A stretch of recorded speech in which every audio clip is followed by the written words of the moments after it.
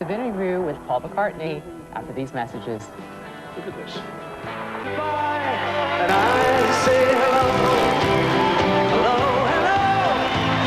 I don't know why you say. Paul McCartney has entertained millions of fans through the years, so finding a new project worthy of a former Beatle might seem like a pretty stiff challenge, but he's found it. You could now hear his legendary voice singing and speaking in a brand new cartoon, as McCartney tells us all about his labor of love in an exclusive early show interview that you will not want to miss. As we welcome you back to the early show, and the reason this is a labor of love is it's a project he started with his late wife, Linda. Also coming up, more reaction to that pre-9/11 presidential memo released over the weekend. This morning, we'll hear from women who lost loved ones in the attacks. We'll find out if they think the Bush administration could have prevented the tragedy.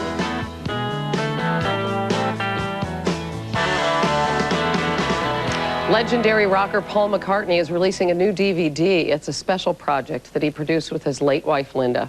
In an exclusive network interview, early show national correspondent Hattie Kaufman sat down with a former Beatle to discuss his new animated movies for children.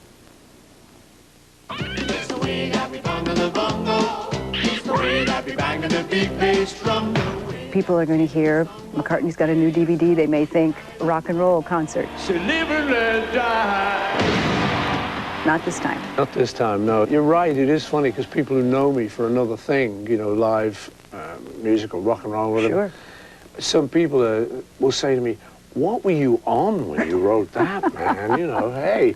I say, no, it's just for kids, you know? Side by side, hand in hand, we all stand together. The DVD features 3 animated short films with original music written by McCartney, and he did most of the voices as well. Hello, Mr. Butterfly. What are you doing here? Hello, my name's Rupert. And then the director said, okay, great. William the Squirrel, but my friends call me Wirrell. Well, I'm Froggo to my friends, and I think you now qualify as one of them. When he talks like that, you know, oh, he's sort of very British, oh, all this sort of thing. And in the end, he just sort of said, well, why don't you do it? You know, after we tried to cast everyone else. I'm cheap. I don't cost as much as other people. McCartney wrote and produced 2 of the animated films with his late wife, Linda, whose life was cut short when she died in 1998 of breast cancer. But Linda didn't get to see this through. No, she saw the Rupert piece that was done, but she didn't get to see the others, no. They were made just after I'd lost her. Her passion was one of the reasons these films got made. So it seemed like the right thing to do. You see, my friends, our island is a safe place, a sanctuary for those who have been cruelly treated. If the films have a message, it is be kind to animals, something Linda McCartney advocated all her life. And Linda used to do this when she'd see a real dog or a frog. You know, other women would be scared to pick it up. It's a frog! She said, yes, but its mummy loves it. You know, this whole idea that it was cute, it's a little cute frog. The films involve danger, magic, and of course, music. 3 separate stories, really. And yet, they have one thing in common. Ribbit, ribbit. Frogs. I know. Yeah, I mean, that wasn't intentional, showing this fascination for frogs for some unknown reason. Have you seen a therapist about that? I'm currently seeing a frog therapist. He's great. This big, green, God, I wonder what that means. Poppy eyes. Great guy. He's always been known for that sense of humor. It was evident even 4 decades ago. Who came up with the name Beatles, and what does it really mean? That's just a name, you know, like shoe. Shoe. The shoes. You see, we could have been called the shoes for all you know. No, it wasn't the shoes, but the Beatles who turned the world upside down with music. I'll confess that I'm missing the lips I am missing, and hope that my dreams will come true. And at 60 plus, Paul McCartney is still rocking our world. And then I get to play to these beautiful audiences who give this fantastic feedback. So I love it. I'm not jaded at all, you know. And as you say, I'm very lucky because I get to explore other creative outlets like the animation things. Animation, classical music. Yeah. You get to keep creating. Well, I just love it. I love to do it, you know, and it's something I've always been quite imaginative as a kid. probably should have concentrated a bit more in school. You know, there was always on my report, you know, could do better if he'd concentrate. You say goodbye, and I say hello. Hello, hello. I don't know why you say goodbye. I say hello. Paul McCartney isn't ready to say goodbye, at least not yet. But will he be when he's 64? Find out tomorrow. For The Early Show, I'm Hattie Kaufman. McCartney says that writing songs is just a hobby now, something that he does for fun. His new DVD, The Animation Collection, by the way, will be in stores tomorrow. And coming up next on Health Watch, we help you understand just what it is the doctor ordered. This is The Early Show on CBS.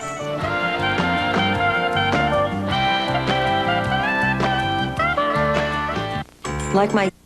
More of our exclusive interview with legendary pop star Paul McCartney. That's coming up early this Tuesday morning, April 13th, 2004. From CBS News, Harry Smith. Hannah Storm.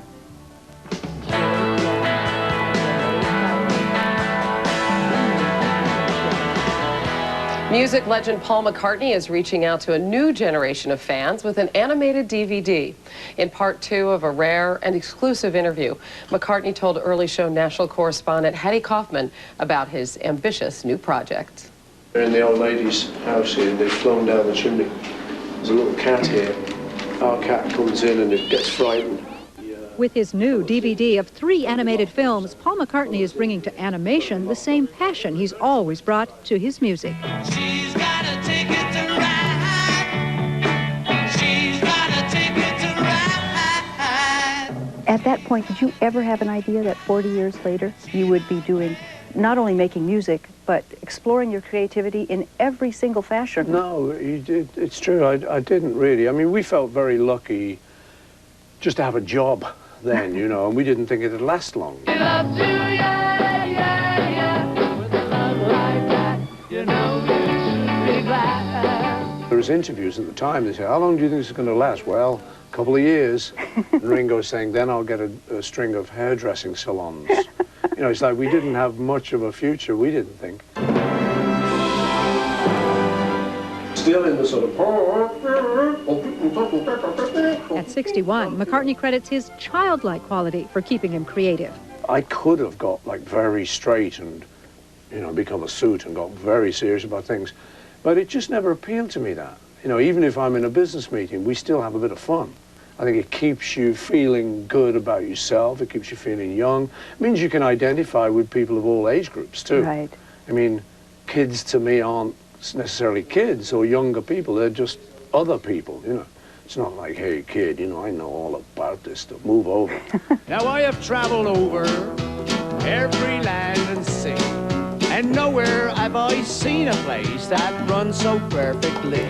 Not only did McCartney write all the music in the DVD, he also provides most of the voices. Welcome to our island. Glad you came to call. Though these short films were produced with his late wife Linda, who died of breast cancer in 1998, Paul's new wife Heather is fully supportive of the project. He revealed he's been doing voices for her for years.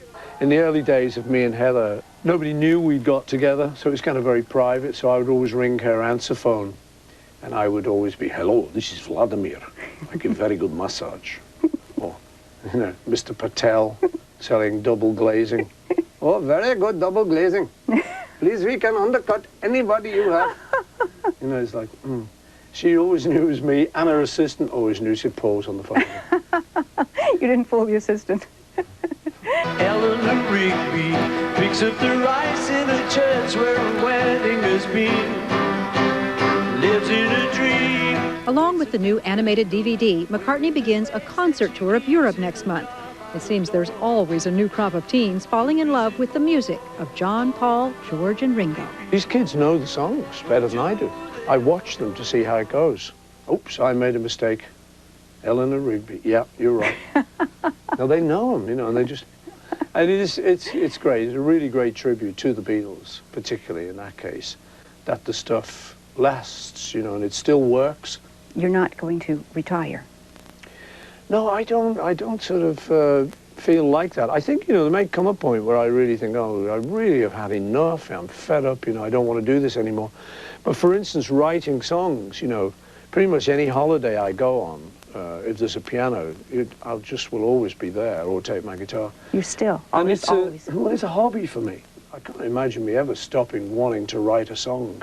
I'm still trying to write a decent song.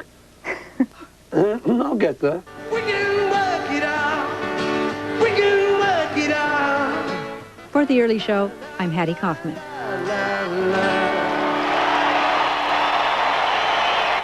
McCartney says a lifelong passion for animation inspired his new DVD.